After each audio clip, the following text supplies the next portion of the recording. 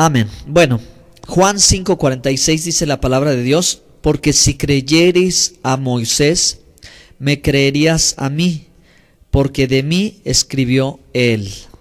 Pero si no creéis a sus escritos, ¿cómo creeréis en mí? Moisés tiene un lugar muy importante en nuestra fe. Amén.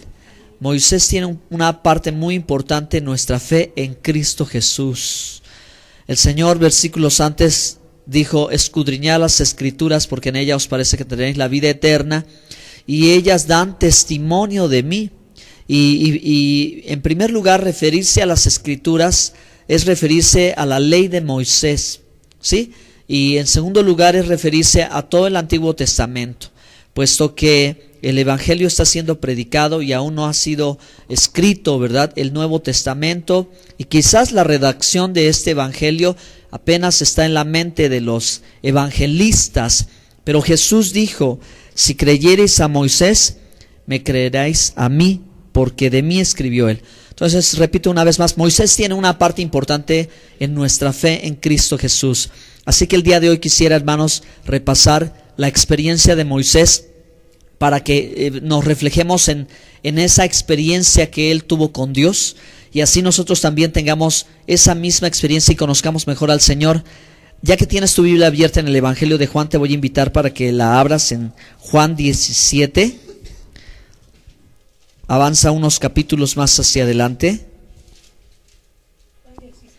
Sí, le doy el versículo en un momentito.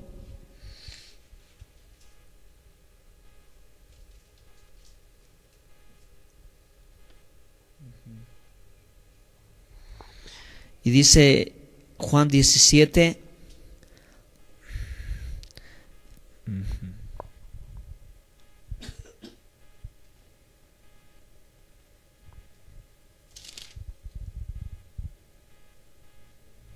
Espérenme un segundo.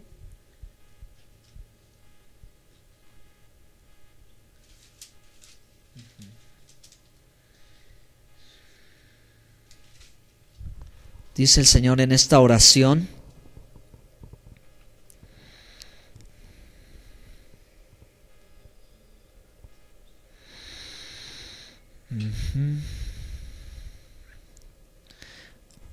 ok, ahora no encuentro este versículo, pero el texto dice: porque en esto consiste la vida eterna, en que te conozcan a ti, y al Hijo a quien tú has enviado.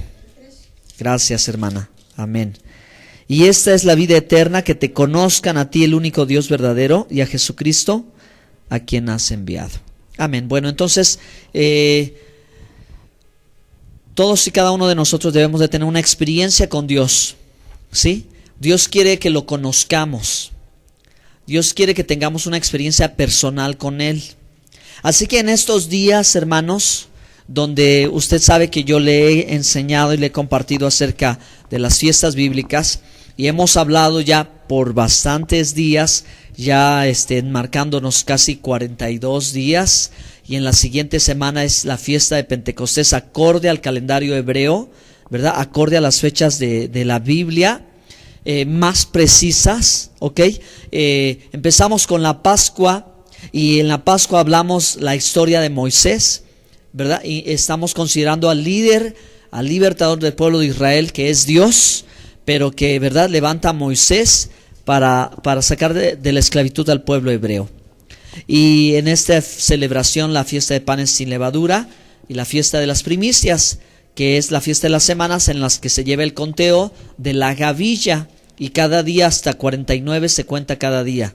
Y en el día siguiente, al día 49, es el día de Pentecostés, con el que se cierra este episodio de celebraciones, de búsqueda con Dios, de crecimiento espiritual, de entrega, de esfuerzo, ¿verdad?, de reconocimiento de todo lo que Jesús ha hecho cuando Él vino por primera vez a la tierra, ¿sí? Y murió como el Cordero, fue santo, ¿verdad?, el pan vivo que vino del cielo, que descendió de Dios, resucitó entre los muertos al tercer día, las primicias de todo, ¿verdad?, de la resurrección.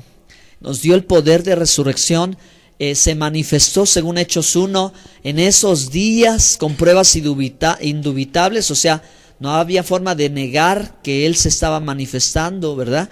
A una multitud de gente mucho tiempo esos días, y, ¿verdad? Él dio instrucción y dijo que permanecieran unidos los discípulos, porque Él enviaría el Espíritu del Padre, el Espíritu de verdad, el Espíritu de Dios, el Espíritu de santidad, el Espíritu de Santo en el día de Pentecostés. Así que conforme a esto son estos días. Pero ahora, hermanos, en mi texto que tomo de base para comentar y para compartir, dice una vez más Juan 5:46, porque si creéis a Moisés, me creeráis a mí, porque de mí escribió él. Entonces, es necesario, es importante y es fundamental tener el conocimiento que aportó y que aporta Moisés y que aporta la ley de Moisés, porque de Cristo habla, ¿sí? Porque está escrito de Él. Si me acompaña para reafirmar esto capítulos atrás en el Evangelio de Lucas 24, verso 44 y 45. Lucas 24, verso 44 y 45. ¿Sí, amén? Dice la Escritura, y les dijo, estas son las palabras que os hablé, estando aún con vosotros, que era necesario que se cumpliese todo lo que está escrito de mí en la Torá o en la ley de Moisés, en los profetas y en los salmos. Entonces les abrió el entendimiento para que comprendiesen las Escrituras. Que Dios, hermanos, nos abra a nosotros de la misma forma el entendimiento para que entendamos las Escrituras y reconozcamos, hermanos, que Moisés escribió de Cristo, ¿de acuerdo? Y que es una pieza elemental para el conocimiento y el entendimiento, conocer la historia de Moisés, la historia del pueblo de Israel y conocer los 5 primeros libros de la Biblia. Entonces, ahora, hermanos, ahora sí me remonto a lo que yo quiero compartir de cuál es la historia de Moisés y por qué Moisés forma parte importante de nuestra fe, ¿sí? Y de qué se trata, quién es y qué sucedió, qué vivió, ¿de acuerdo? Así que esto está escrito en los 5 primeros libros de la Biblia. Y se le reconoce a Moisés como el escritor de estos 5 primeros libros. El nombre de Moisés significa rescatado de las aguas, ¿sí? Y ese nombre se le colocó debido a que él fue colocado por su madre en el río y la hija de Faraón lo encontró, ¿verdad? En una cesta, y lo rescató de ahí, ¿verdad? Cuando los niños de las mujeres hebreas, los recién nacidos, estaban siendo perseguidos por los soldados egipcios, los estaban matando debido a la gran proliferación de los hebreos, ¿sí? De que nacían muchos hebreos y habría una cantidad de ellos en Egipto importante. Entonces Moisés es rescatado de las aguas y su historia la podemos encontrar en el libro de Éxodo capítulo 1, capítulo 2, cuando clamaba el pueblo hebreo por su liberación delante de Dios, y Dios, ¿verdad?, levanta a este libertador rescatado de las aguas, el hijo de la hija de Faraón, porque Moisés creció con Faraón, como el nieto de Faraón, pero fue criado básicamente en su infancia por su mamá, ¿verdad? Ya que María, su hermana, estuvo presente, estuvo atestiguando lo que aconteció, y se acercó a la hija de Faraón y le dijo: si quieres, yo conozco a una mujer hebrea que lo puede amamantar y que lo puede criar este niño, y así hizo. Sí, qué maravilloso es, qué milagro tan grande, ¿verdad? El nacimiento de Moisés. Y el rescate de Moisés y la crianza de Moisés en medio de Egipto es un milagro sobrenatural. Moisés definitivamente es una persona especial, ¿verdad? Enviada de Dios a este mundo. ¿Cuántas cosas no acontecieron? Entonces, hermanos, la vida de Moisés va a hablar a nuestra vida, porque en primer lugar, hermanos, cuando Moisés ya grande empieza a sentir que la sangre le llama por su pueblo hebreo, ¿verdad? Y ve el maltrato hacia un hebreo, interviene y termina matando a un soldado egipcio.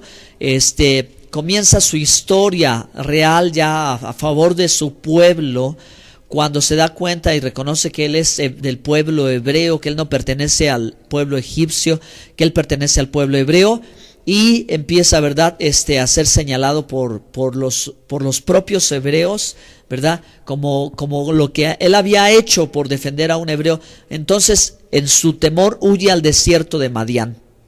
Y allá en el desierto de Madián suceden cosas que quizás él no esperaba. Una cosa importante es que se casa, ¿verdad? Él sale a los 40 años de edad. Y la otra cosa importante, hermanos, es que Dios se revela a él en la zarza, porque él ve la zarza, que era como una bolita de paja que era consumida, o un pequeño arbusto, más bien dicho, un pequeño arbusto seco, que por el extremo frío se quemaba, y en la noche se veía el fuego arder ahí. Entonces eso es lo que sucede. Moisés, siendo pastor del rebaño de su suegro, observa la zarza arder y quemarse, pero su atención no es que la zarza se queme, sino que no termina de consumirse, y la zarza continúa y continúa y continúa ardiendo. Así que eso le trae curiosidad y se acerca, y ahí es cuando la voz de Dios le habla y le dice: Moisés, Moisés, Moisés, quita el calzado de tus pies, porque la tierra que pisas es tierra santa. El lugar que pisas santo es. Guarda silencio el Señor Dios Todopoderoso, y Moisés quita sus sandalias. Y cuando Moisés quita sus sandalias, Dios continúa hablando, ¿sí? Y Dios le muestra su plan de hacer de él el libertador del pueblo de Israel. Y entonces, ¿verdad?, en medio de cuestionamientos, Moisés, ¿verdad?, recibe la señal del báculo o la vara de Moisés, que se convierte en serpiente, y Dios hace prodigios, hace milagros. Igualmente su mano, ¿verdad?, como se convierte en la piel leprosa, y luego Dios la sana. O sea, Dios le da señales de que Él va a estar con él y que lo va a usar para ser el libertador y confrontar a Faraón, y muchas cosas más en las que Dios se va revelando. Pero bueno, pues para continuar esta historia, hermanos, vemos llegar al punto al que voy para repetir esto mismo. Moisés obedece a Dios. Y de aquí en adelante, en todo el trayecto de todo lo que sucede del poder y la gloria, la liberación, el rescate del pueblo de Israel, el cruce del Mar Rojo, la travesía del desierto, el monte Sinaí, llegar a la entrada en 2 meses a la puerta de Canaán, de la tierra de Canaán, y aún así un pueblo incrédulo que es retornado 40 años al desierto, hasta que Josué va otra vez a la puerta de Canaán, a Jericó, y ahora sí entra, pero Moisés no entra. Hermanos, Moisés es un hombre de carácter impulsivo, transformado por el poder de Dios. 40 años en Egipto, se ve su pasión, su descontrol. 40 años en el desierto, Dios lo vuelve el hombre manso y humilde, el más manso y más humilde de toda la tierra. 80 años de edad, cuando Dios lo regresa otra vez a ese lugar al que él no quería ir, pero él lo regresa y lo manda ahora para ser el libertador de su pueblo Israel. Y hermanos, entonces, ¿verdad?, en pocos días, realmente en pocos tiempos, Dios envía las 10 plagas, y Dios manifiesta su poder, se glorifica en ese lugar y le da la libertad que tanto anhelaba el pueblo de Israel. Y entonces, hermanos, en 50 días ellos hacen una travesía y reciben la palabra de Dios. Amén. El regalo más grande, el tesoro más grande para toda la humanidad. Aunque no toda la humanidad la quiere recibir.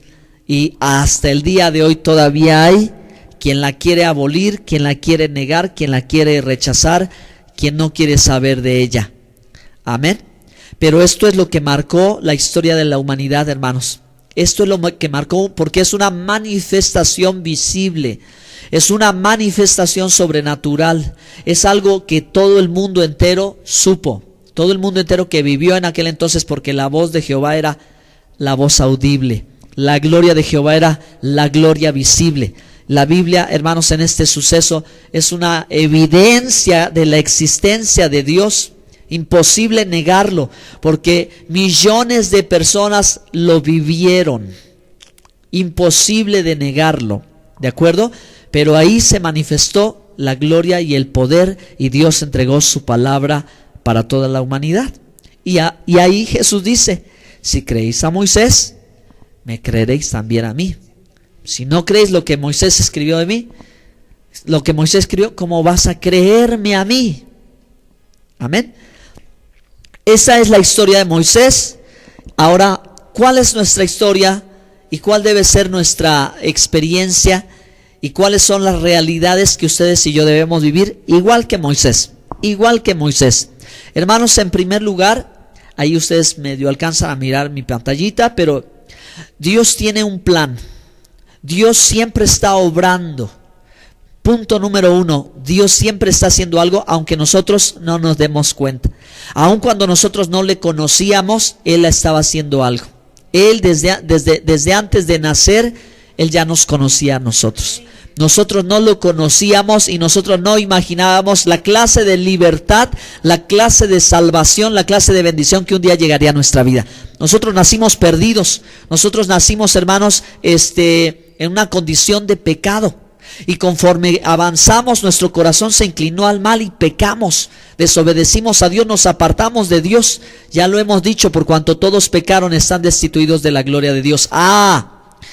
Pero Dios tiene un plan y Él busca establecer con nosotros una relación. Número 2, Él espera establecer con nosotros una relación de amor, una relación personal, una relación práctica y una relación perdurable.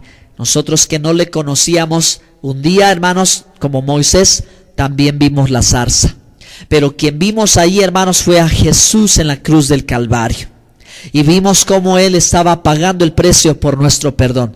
Y es la invitación de Dios para nosotros ser salvos. Es la invitación de Dios para nosotros reconciliarnos, como dice el apóstol Pablo, que por medio de la cruz Dios estaba reconciliando consigo mismo a cada uno de nosotros. Así que esta es la experiencia de Moisés cuando conoce a un Dios personal que lo llama por nombre y le dice: Moisés, Moisés. Y así Dios a ti y a mí también nos llama por nuestro nombre. Amén.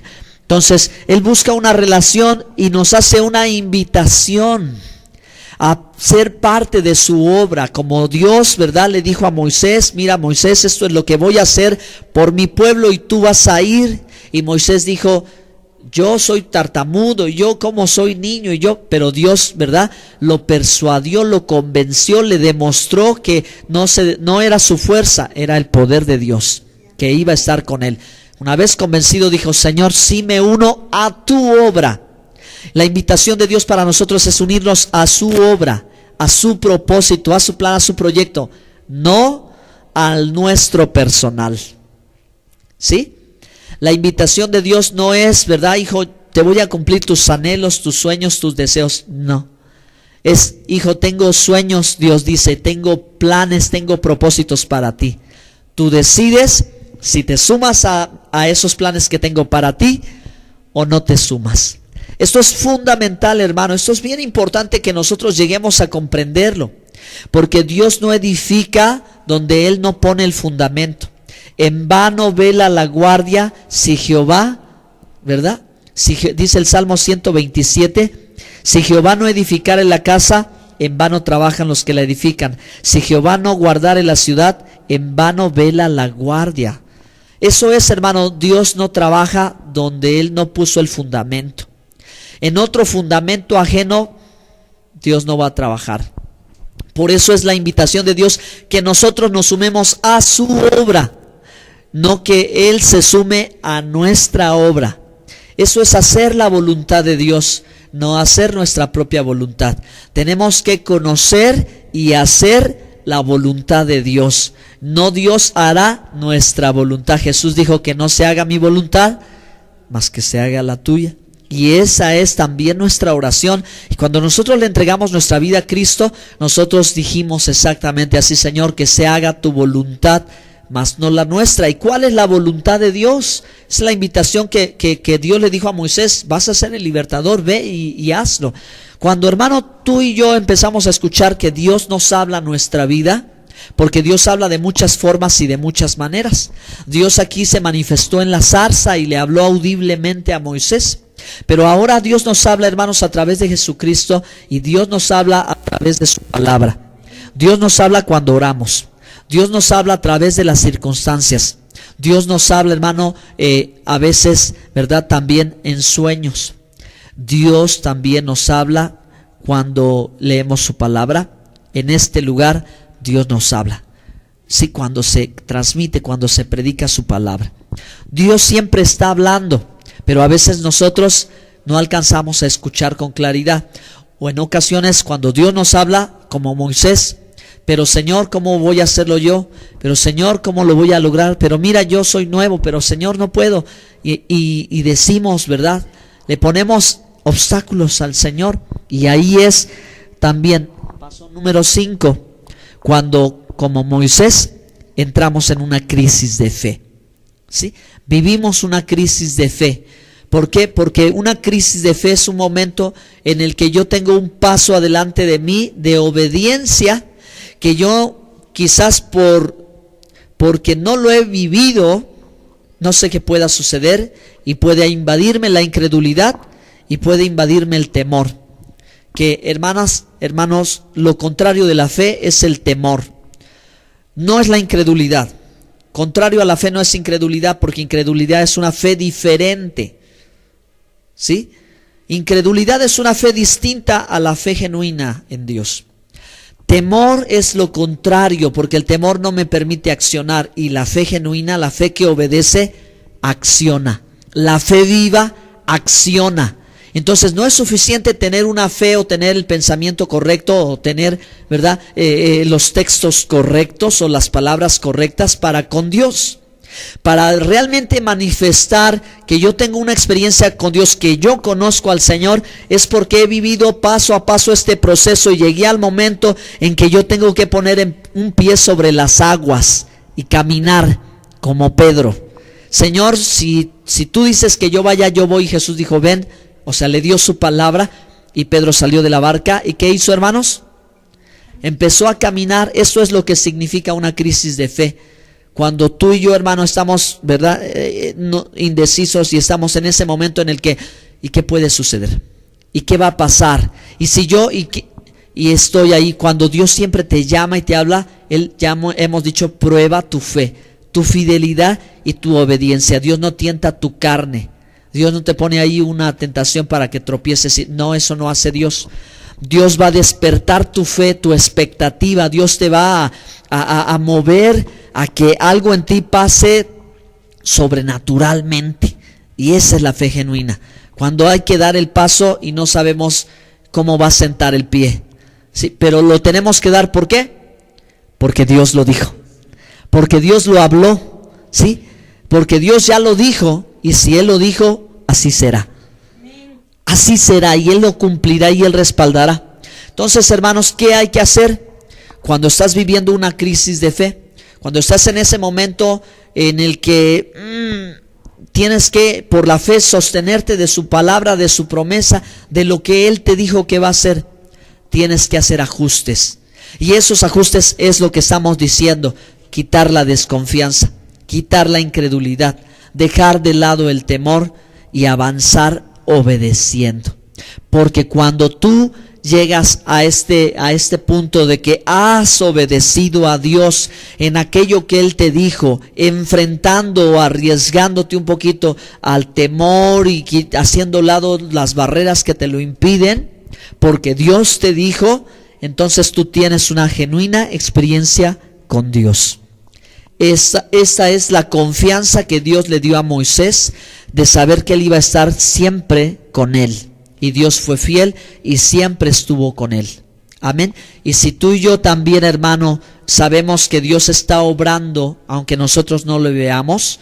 Mi Padre trabaja, dijo Jesús, y yo trabajo. Aunque no lo veamos, Dios está haciendo algo. Y Él busca, ¿verdad?, establecer una relación de amor con todas las personas. Y les hace esa invitación otra vez: ven, súmate a mi obra, a lo que yo estoy haciendo, a lo que está establecido aquí en mi palabra. Y Dios comienza a hablarnos, y cuando Él nos habla, sus palabras nos van a sacudir, sus palabras nos van a poner a pensar, sus palabras nos van a decir: ¿cómo puede ser esto? Aumentanos la fe. Vamos a terminar: Señor, aumentanos la fe para poder creer que esto puede suceder. Y Jesús dirá: si tuvieres fe como un grano de mostaza, le dirás a este monte: quítate y échate a la mar. Si tuvieres fe, es una fe viva, es una fe que acciona, es eso. Hay que dar el paso, hay que seguir, porque no somos de los que andamos por vista, sino que andamos por fe, porque las cosas de fe no se ven, son espirituales, no se ven con los ojos naturales, con los ojos de la fe se ven. Y cuando tú haces la voluntad del Padre, cuando tú haces la voluntad de Dios y obedeces, negándote a ti mismo y negando a todo otro argumento, tú tienes una experiencia con Dios. Cuando tú tienes una experiencia con Dios, hermano, hermana, tú puedes decir: yo conozco a Dios. Y puedes decir: yo conozco a Dios, que es mi libertador. Como Moisés diría, ¿verdad?, en los salmos y en el cántico de Moisés: cómo Dios abrió las aguas, cómo Dios hizo temblar los montes, porque él tuvo esa experiencia y sabe que Dios es su libertador. El que ha estado enfermo y ha clamado a Dios y ha confiado en su promesa y Dios lo ha sanado, puede decir: yo conozco a un Dios sanador. El que estaba perdido y clamó al Señor y vio el poder de salvación de Dios, puede decir: yo conozco a un Dios salvador, porque me salvó. Yo conozco a un Dios que prospera, yo conozco a un Dios que levanta, yo conozco a un Dios que perdona, yo conozco a un Dios que hace libre, yo conozco a un Dios poderoso. ¿Por qué? Porque has tenido esa experiencia, porque, hermano, tú has vivido ese proceso. Si tú has vivido ese proceso, hermano, entonces puedes decir que conoces al Señor. Amén. Póngase de pie, por favor, en esta hora. Gracias sea al Señor, bendito sea su nombre. Vamos a hacer una breve oración en esta tarde.